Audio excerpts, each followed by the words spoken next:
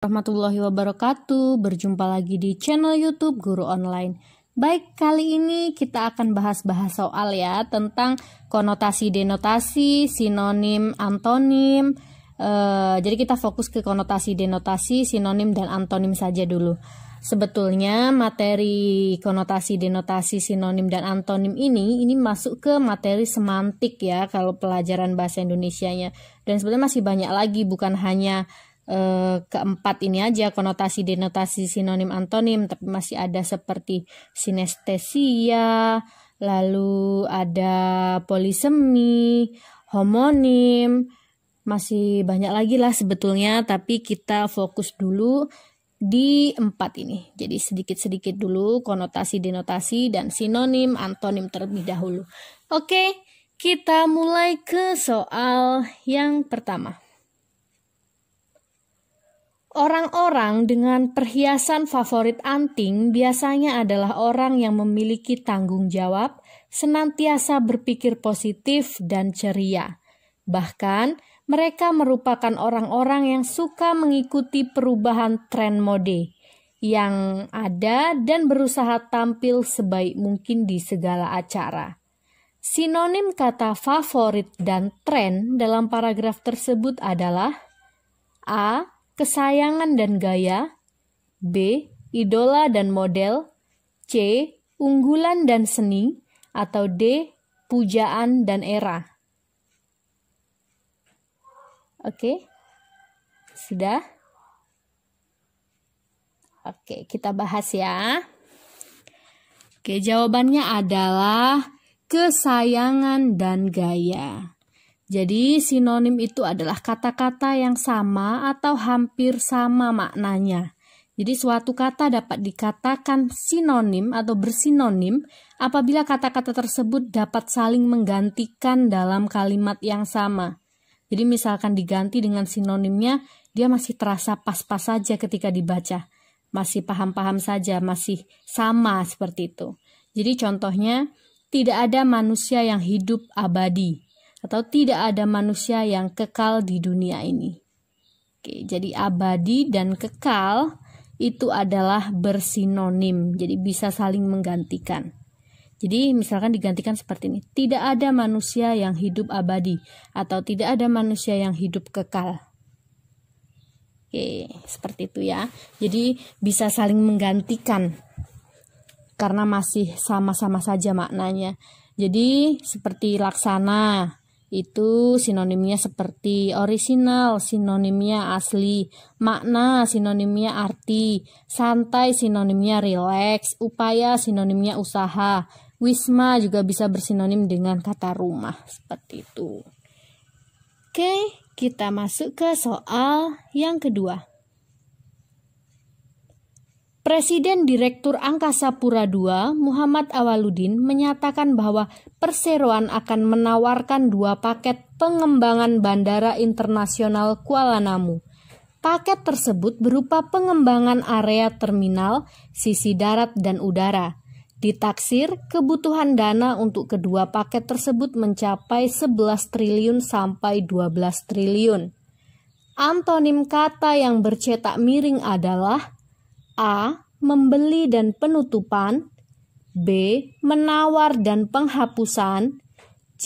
Menjual dan pembatalan, atau D. Memberikan dan penghapusan. Jadi yang bercetak miring itu adalah menawarkan dan pengembangan. Jadi apa antonim atau lawan kata dari menawarkan dan pengembangan? Yang menawarkan dan pengembangan.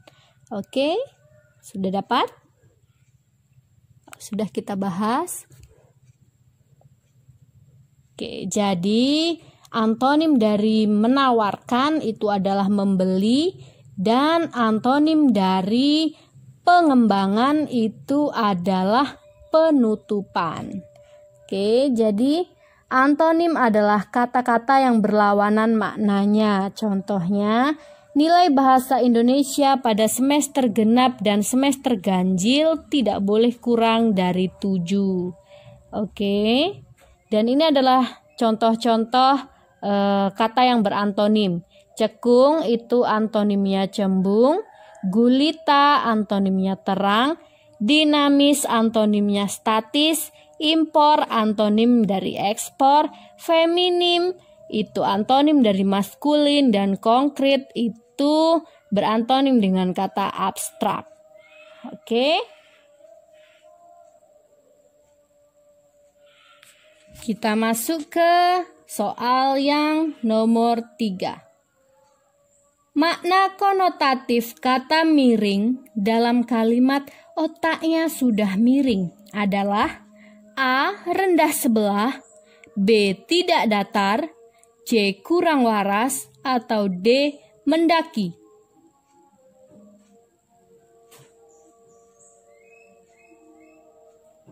Oke, makna konotatif. Sudah dijawab?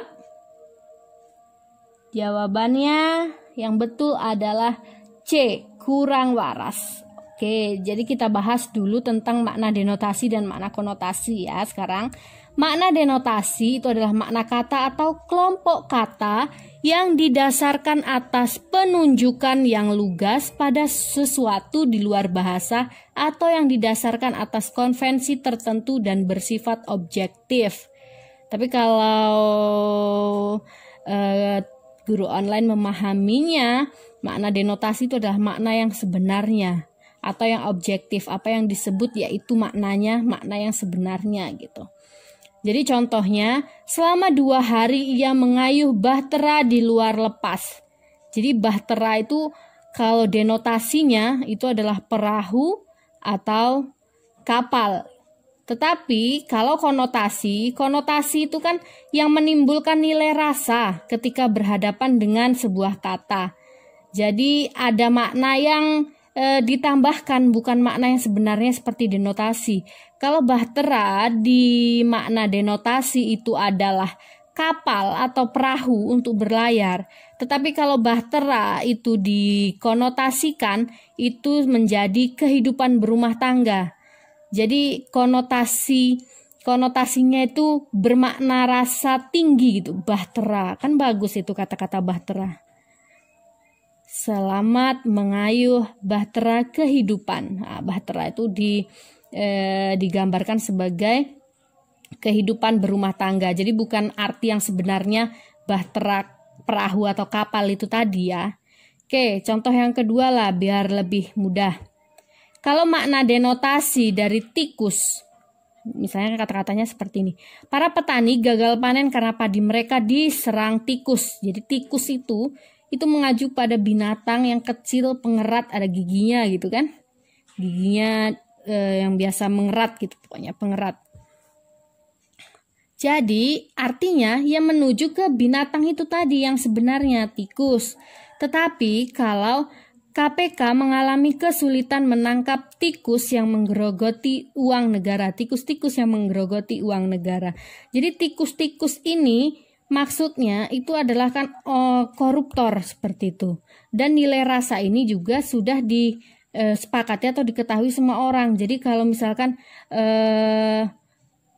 tikus-tikus pada kata-kata seperti mengalami kesulitan menangkap tikus yang mengambil uang negara misalkan seperti itu kan semua sudah tahu atau sudah sepakat bahwa artinya itu bukan tikus betulan seperti itu. Tikusnya itu maksudnya koruptor seperti itu. Jadi ini adalah bermakna konotasi kasar atau tidak baik. Jadi konotasi itu ada 2, ada nilai rasa tinggi, ada yang nilai rasanya tidak baik juga gitu. Seperti itu. Oke.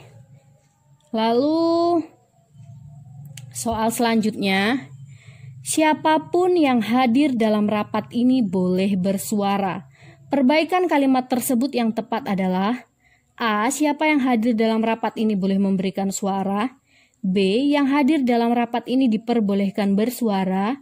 C. Peserta dalam rapat ini diharuskan untuk bersuara.